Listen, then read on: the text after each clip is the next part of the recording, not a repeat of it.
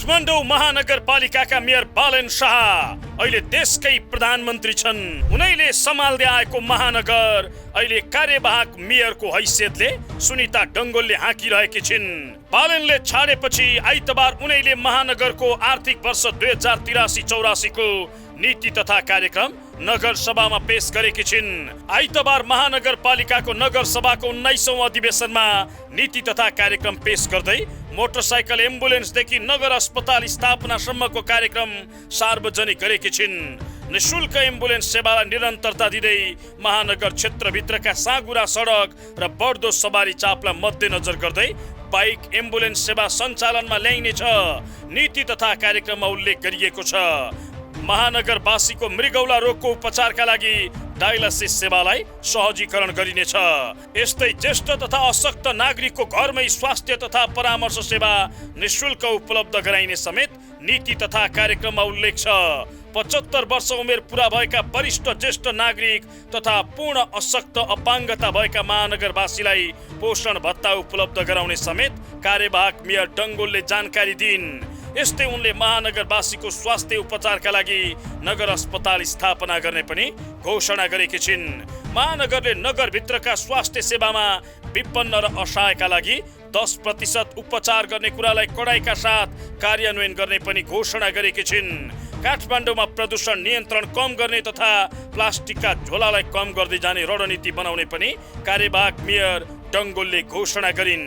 यस्तै बालेनले छाडेपछिको काठमाडौँ महानगरले सडक कुकुरदेखि बाँदरसम्म नियन्त्रणलाई पनि आफ्नो प्राथमिकतामा राखेको छ। चालु आर्थिक वर्षका लागि काठमाडौँ महानगरपालिका नगरसभाको 17औं अधिवेशनबाट स्वीकृत भएका नीति तथा कार्यक्रमको मार्गनिर्देशन र बजेटको कार्यान्वयनबाट प्राप्त उपलब्धिको समीक्षा गर्दै आगामी आर्थिक वर्षका लागि नीति तथा कार्यक्रम प्रस्ताव गरेको छु। आगामी आर्थिक वर्ष 2083-84 का लागि नगरसभाको यस बैठकमा प्रस्तुत भएको काठमाडौँ महानगरपालिकाको नीति तथा कार्यक्रमको कार्यान्वयनबाट सङ्घीय राजधानी काठमाडौँको अपेक्षित लक्ष्य हासिल हुने अपेक्षा लिएको छु। सुशासन तथा शासकीय प्रबन्ध, नेपालको संविधान, सङ्घीय तथा प्रदेश कानुनहरू र नेपाल सरकारको नियमअनुसार 3 तहका सरकारका लागि कार्य विस्तृतीकरण प्रतिवेदनमा तोकिएको अधिकार र जिम्मेवारीको प्रयोग तथा प्रचलन गर्न गराउन आवश्यक कानुनी तथा संस्थागत प्रबन्ध गरी स्थानीय सरकारको भूमिकालाई जनस्तरमा अनुभूति गर्ने गरी शासकीय अभ्यास गरिनेछ। काठमाडौँ महानगरपालिकाले सम्पादन गर्ने कार्य सम्बद्ध विषय क्षेत्रमा विभिन्न विश्वविद्यालयमा अध्ययनरत विद्यार्थीहरूलाई अर्न वाइल यु लर्न अवधारणा अनुसार इन्टर्नसिप, फेलोशिप र पार्ट टाइम इन्गेजमेन्ट कार्यक्रमहरू सञ्चालन गरिनेछ। सवारी पार्किङ व्यवस्थापन सम्बन्धमा अध्ययन गरी कार्यान्वयन गरिनेछ। प्रस्तावित नीति तथा कार्यक्रमको पूर्ण कार्यान्वयनका लागि आवश्यक पर्ने कार्यक्रम र बजेट यसै सभाबाट स्वीकृत भए बमोजिम हुने बेहोरा जानकारी गराउँदै नीति कार्यक्रम तथा बजेट पूर्ण रूपले कार्यान्वयन गर्न हामी सबैको सामूहिक प्रतिबद्धता र क्रियाशीलता आवश्यक हुन्छ। सङ्घ तथा प्रदेश सरकारसँग समन्वय तथा सहकार्य गरी उपयुक्त स्थानमा उचित व्यवस्थापनका लागि सामूहिक आवासको प्रबन्ध गरिनेछ। काठमाडौँ महानगरपालिका वडा नम्बर 32 कोटेश्वर स्थित 3 कुने भित्रको अधिग्रहणमा परि मुआब्जा वितरण हुन र अधिग्रहण हुन बाँकी जग्गाको मुआब्जाका लागि लाग्ने सम्पूर्ण रकममध्ये काठमाडौँ महानगरपालिकाले 1/3 र नेपाल सरकारले 2/3 रकम बेहोर्ने शर्तमा आर्थिक वर्ष 2083-84 को बचत रकमबाट काठमाडौँ महानगरपालिकाले 1/3 अंशको कम्तीमा आधा 1 किस्ता रकम र नेपाल सरकारले 2/3 अंशको कम्तीमा आधा 1 किस्ता रकम एवं बाँकी किस्ता रकम आर्थिक वर्ष 2084-85 मा सोही बमोजिम काठमाडौँ महानगरपालिका र नेपाल सरकारको बजेटबाट बेहोर्ने व्यवस्था गरिनेछ। सम्पदा, संस्कृति तथा पर्यटन, सांस्कृतिक सहर समृद्ध महानगरको परिकल्पनालाई मूर्त रूप दिन काठमाडौँ महानगर क्षेत्रभित्रका मौलिक र विशिष्ट ऐतिहासिक एवं सांस्कृतिक सम्पदाहरूको संरक्षण, प्रवर्धन र विकास गरिनेछ। काठमाडौँलाई खुला तथा जीवन्त सङ्ग्रहालय र रचनात्मक सहरको रूपमा विकास गरिनेछ। यसका ऐतिहासिक, धार्मिक, पुरातात्विक, सांस्कृतिक, सामाजिक महत्त्वका मठ, मन्दिर, चैत्य, द्यौछे, बाहा, बही, हिती, पोखरी, गुम्बा, स्तूपा, चुक्क, ननी, डबली, फल्चा लगायतका संरचना तथा सम्पदा स्थलहरूको अध्ययन, डिजिटल अभिलेखीकरण, मौलिक नामाकरण, नक्साङ्कन, मर्मत, जीर्णोद्धार, पुनर्निर्माण गरी संरक्षण, सम्वर्धन र प्रवर्धन गरिनेछ। विदेशी पाहुना समेतलाई आमन्त्रण गरी अन्तर्राष्ट्रिय स्तरको काठमाडौँ फिल्म फेस्टिभल आयोजना गरिनेछ। मौलिक तथा परम्परागत सिप, कला र ज्ञानको जगेर्ना, पुस्तान्तरण एवं पुनरुत्थानका लागि ऐतिहासिक, पुरातात्विक, सांस्कृतिक तथा वास्तुकलाको महत्त्वपूर्ण निजी तथा संस्थागत भवनहरू पुनर्निर्माण गर्न र सम्पदा बस्ती संरक्षण गर्न प्रोत्साहन गरिनेछ। इन्द्रजात्रा तथा आर्य अवलोकितेश्वर, सेतो मसिन्द्रनाथ जात्रा लगायतका अन्य ऐतिहासिक सांस्कृतिक जात्रा मार्गमा सम्पदा मैत्री भवनहरू फसाद ट्रिटमेन्टको कामलाई प्रोत्साहन गरिनेछ। पर्यटन प्रवर्धन तथा विकासका लागि प्राचीन बस्ती एवं सहरहरूमा होमस्टे सञ्चालनका लागि प्रोत्साहन गरिनेछ।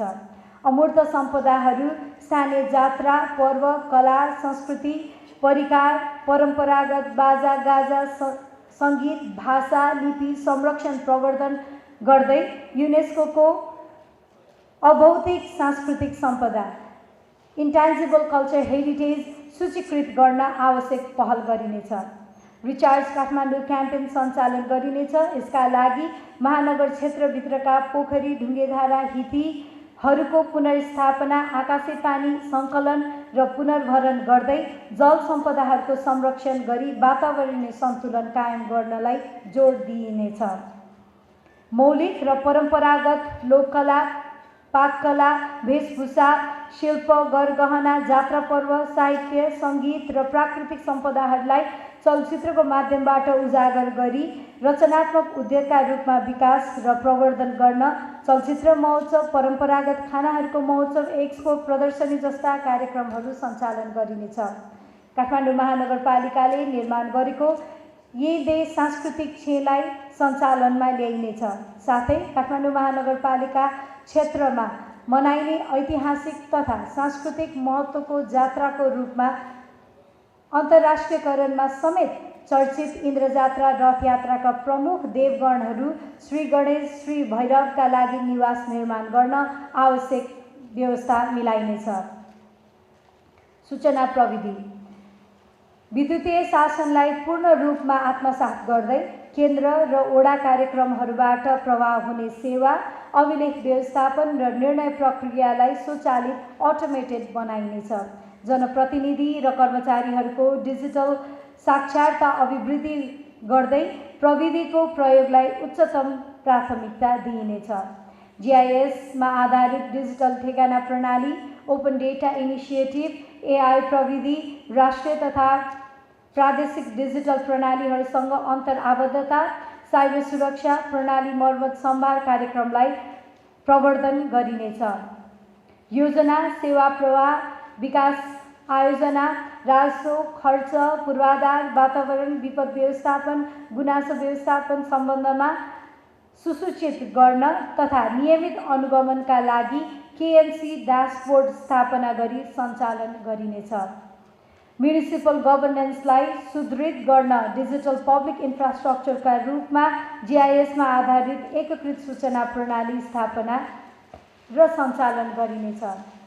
काठमाडौँ महानगरपालिकाका सम्पूर्ण सूचना प्रणालीलाई राष्ट्रिय परिचय पत्र, नागरिक एप, राष्ट्रिय भुक्तानी प्रणाली, भूमि अभिलेख, राजस्व तथा अन्य सङ्घीय एवं प्रादेशिक डिजिटल प्रणालीहरूसँग अन्तर्आबद्धता बनाउँदै लगिनेछ। काठमाडौँ महानगरपालिकाको सफ्टवेयर डेभलपमेन्ट, साइबर सिक्योरिटी तथा सिस्टम मेन्टेनेन्स युनिटलाई आवश्यक जनशक्ति र पूर्वाधार साथसाथै आधुनिक प्रविधिबाट सुदृढ बनाइनेछ।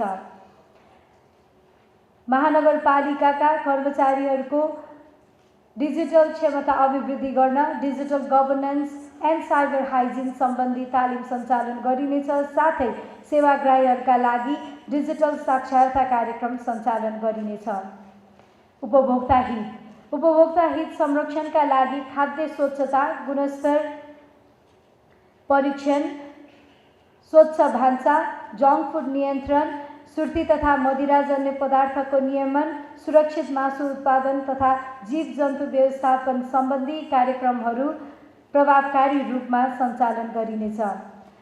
खाद्य पदार्थको गुणस्तर सुनिश्चित गर्दै एग्रोपुलिङ तथा मेट्रोमार्ट मार्फत विषादी रहित स्वच्छ फलफुल र तरकारीको होम डेलिभरी हुने व्यवस्था मिलाइनेछ। महानगरवासीको न्यूनतम जीवन स्तर सम्बन्धी सूचकहरू सहितको मापदण्ड निर्धारण गरी कार्यान्वयनमा ल्याइनेछ। स्वच्छ, गुणस्तरीय र सुरक्षित मासु उत्पादन तथा बिक्री वितरणका लागि व्यवस्थित बधशाला निर्माण र सञ्चालनका लागि आवश्यक व्यवस्था मिलाइनेछ। सडक कुकुर तथा बाँदरको सङ्ख्या नियन्त्रणका लागि पशु कल्याण सुनिश्चित गर्दै मानवीय, वैज्ञानिक र प्राविधिक उपायहरू अवलम्बन गरी प्रभावकारी व्यवस्थापन गरिनेछ। सहकारी सम्बन्धी राष्ट्रिय नीति, सङ्घीय तथा प्रदेश कानुन अनुरूप काठमाडौँ महानगरपालिकाको कानुनी प्रबन्धलाई संशोधन गरी आफ्नो क्षेत्राधिकारभित्रका सहकारी सम्बन्ध सङ्घ संस्थाहरूको नियमित अनुगमन, नियमन, संस्थागत सुशासन तथा वित्तीय अनुशासन मार्फत सहकारी क्षेत्रको प्रवर्धन गरिनेछ। निष्क्रिय सहकारीहरूको पुनः सञ्चालन, खारेजी तथा विघटन सम्बन्धी कारबाहीमा सहजीकरण गरिनेछ। अन्त्यमा प्रस्तावित नीति तथा कार्यक्रमको पूर्ण कार्यान्वयनका लागि आवश्यक पर्ने कार्यक्रम र बजेट यसै सभाबाट स्वीकृत भए बमोजिम हुने बेहोरा जानकारी गराउँदै नीति, कार्यक्रम तथा बजेट पूर्ण रूपले कार्यान्वयन गर्न हामी सबैको सामूहिक प्रतिबद्धता र क्रियाशीलता आवश्यक हुन्छ। महानगरवासी, नागरिक समाज, तीन तहका सरकार र मातहतका निकाय, निजी क्षेत्र, महानगरपालिकाका जनप्रतिनिधि तथा कर्मचारीहरूको निरन्तर सहयोग, समन्वय र सक्रिय सहभागिताको अपेक्षा गर्दै हालसम्म प्राप्त भएका साथ, सहयोग र समन्वयका लागि हार्दिक धन्यवाद व्यक्त गर्दछु। धन्यवाद। मेरो नाम बुधनी दराई। एकदम खुँडा दुख्ने सबै दुख्थ्यो। पैतला यो सबै हात खुट्टा झमझम गर्थ्यो। वैदिक आयुर्वेद कहाँ लानुभयो, मलाई सन्चो भयो।